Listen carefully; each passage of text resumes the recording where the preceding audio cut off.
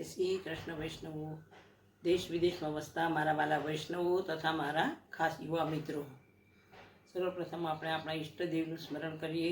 શ્રી કૃષ્ણાય નમઃ, શ્રી ગોપીજન વલ્લભાય નમઃ, શ્રી આચાર્ય ચરણકમલેભ્યો નમઃ, શ્રી ગુસાઈજી પરમ દયાલવે નમઃ, શ્રી ગુરવે નમઃ, શ્રી યમુના મહારાણ્યે નમઃ.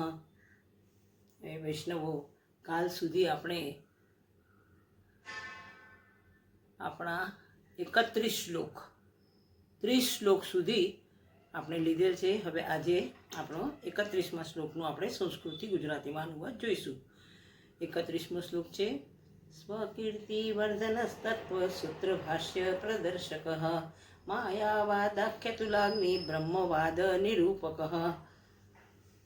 સ્વકીર્તિ વર્ધનસ્ત, સ્વકીર્તિ એટલે પોતાનો યશ, પોતાની કીર્તિને વધારનારા.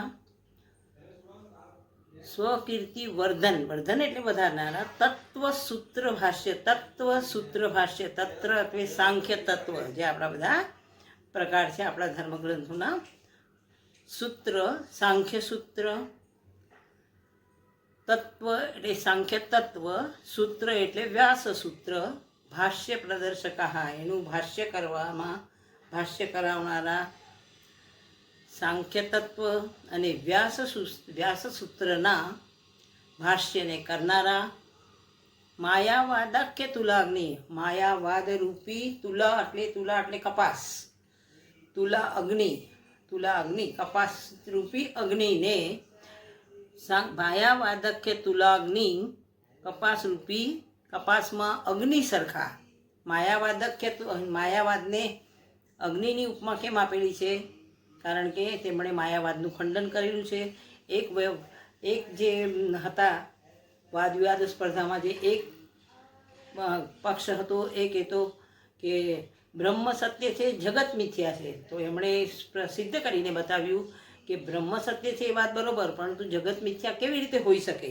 જ્યાં આપણા પ્રભુએ જન્મ લીધો, જ્યાં આપણે પ્રભુએ લીલા કરી, તે જગત મિથ્યા હોઈ જ ન શકે.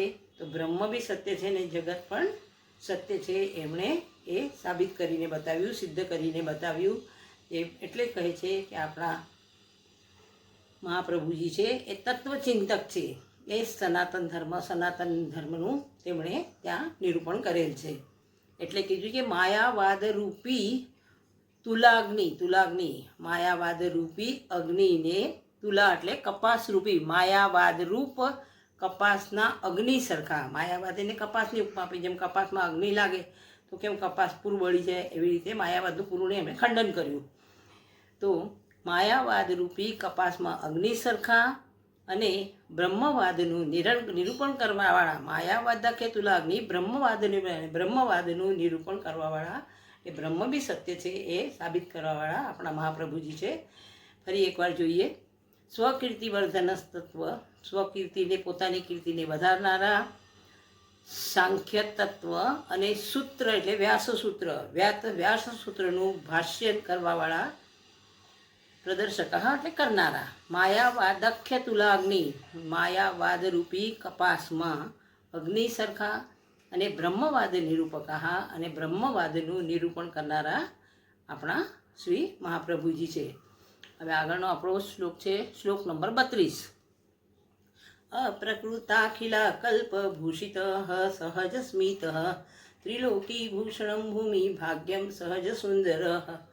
આ પણ આપણા જેમના 108 ગુણો અને ગુણોનું હજી વર્ણન ચાલી રહ્યું છે. આપણે લગભગ આપણા 33 શ્લોક સુધી એમના 108 ગુણોનું વર્ણન છે. અપ્રાકૃત એટલે અલૌકિક, અપ્રાકૃત અખિલ કલ્પભૂષિતા, અખિલ એટલે સમગ્ર, સંપૂર્ણ, કલ્પભૂષિતા એટલે શૃંગાર વડે, ભૂષિતા એટલે સુશીભિત,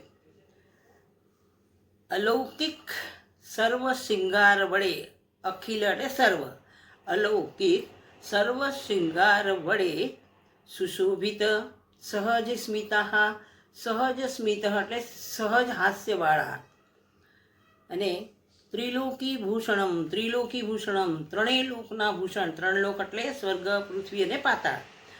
ત્રિલોકી ભૂષણમ, ત્રણેય લોકના ભૂષણ. ભૂમિ ભાગ્યમ, ભૂમિ એટલે પૃથ્વી, પૃથ્વીના ભાગ્ય સ્વરૂપ સહજ સુંદર આવે. સહજ સુંદર કોને કહેવાય? જેમ આપણે કોઈ વ્યક્તિને કેમ કાંઈ અલંકાર ન પહેર્યો હોય, કાંઈ બી ન હોય, અને નેચરલ બ્યુટી જેને આપણે કહીએ, કુદરતી જે સુંદર હોય એને કહેવાય. તો એ પ્રમાણે આપણા મહાપ્રભુજી પણ શું છે? સહજ સુંદર. આહા, કોઈ પણ આભૂષણ વગર સુંદર દેખાવાળા, સુંદર સ્વરૂપવાળા છે એવા આપણા મહાપ્રભુજી છે. ફરી જોઈએ એકવાર આ શ્લોક. અપ્રાકૃતા અખિલા કલ્પભૂષિતા અલૌકિક સર્વ, અખિલ એટલે સર્વ, કલ્પભૂષિતા એટલે શૃંગાર વડે વિભૂષિત, અલૌકિક સર્વ શૃંગાર વડે વિભૂષિત, સહજ સ્મિત સહજ હાસ્યવાળા, ત્રિલોકી ભૂષણમ ત્રણેય લોકના ભૂષણ, ભૂમિ ભાગ્યમ આ પૃથ્વીના ભાગ્ય સ્વરૂપ, સહજ સુંદરાહા જે કોઈ પણ આભૂષણ વગર પણ જે સુંદર દિશે છે એવા આપણા સ્વરૂપવાન એવા આપણા મહાપ્રભુજી છે. ફરી એકવાર. અપ્રાકૃત અખિલા કલ્પભૂષિતા અલૌકિક સર્વ શ્રૃંગાર વડે સુશોભિત, સહજ હાસ્યવાળા, ત્રિલોકી ભૂષણમ ત્રણેય લોકના ભૂષણ, ભૂમિ ભાગ્યમ આ પૃથ્વીના ભાગ્ય સ્વરૂપ, અને સહજ સુંદર એટલે વગર કોઈ આભૂષણ વગર સુંદર દેખાવાળા એવા તેમનું સહજ સૌંદર્ય છે, સ્વરૂપ છે એવા આપણા મહાપ્રભુજી છે. હવે આપણો છે 33મો શ્લોક, શ્લોક નંબર 33. અશેષ ભક્ત સંપ્રાર્થ્ય ચરણાબ્જર જોદના ઇત્યાનંદ નિદેહે પ્રોક્તમ નામ અષ્ટોત્તર શતમ. હવે એમના 108 નામ આ શ્લોકમાં પૂર્ણ થાય છે. અશેષ એટલે બધા, જે શેષ નથી એ સર્વ. અશેષ ભક્ત સંપ્રાર્થ્ય, અશેષ બધા જ ભક્તો જેની સંપ્રાર્થ્ય પ્રાર્થના કરે છે. ચરણાબ્જર જોદના, ચરણા અબ્જ એટલે કમળ, જે પાણીમાં નિર્માણ થયું એટલે અબ્જ કહે છે ને. ચરણાબ્જર ચરણરૂપી અબ્જ કમળ, ચરણ કમળ રૂપી રજ, રજ એટલે જે જ્યાં પણ એ ચાલ્યા હોય એ રજ, એની રેતી જે હોય એને કહેવાય રજ. જોધનાહા એ ધનની આશા કરનારા. ઇતિ આનંદ નિદેહે એવા આનંદ નિધે એટલે આનંદના ભંડાર, નિદેહે પ્રોક્તમ નામ અષ્ટોત્તરમ, પ્રોક્તમ એટલે મારા તરફથી કહેવામાં આવ્યા, નામો કહેવામાં આવ્યા, અષ્ટોત્તર શતમ એટલે 108 નામ મારા તરફથી કહેવામાં આવ્યા. એટલે મારા તરફથી કહેનાર આપણા કોણ છે? આપણા ગુસાઈજી વિઠ્ઠલનાથજીએ આપણને આ આપણા મહાપ્રભુજીના 108 નામ કહે છે.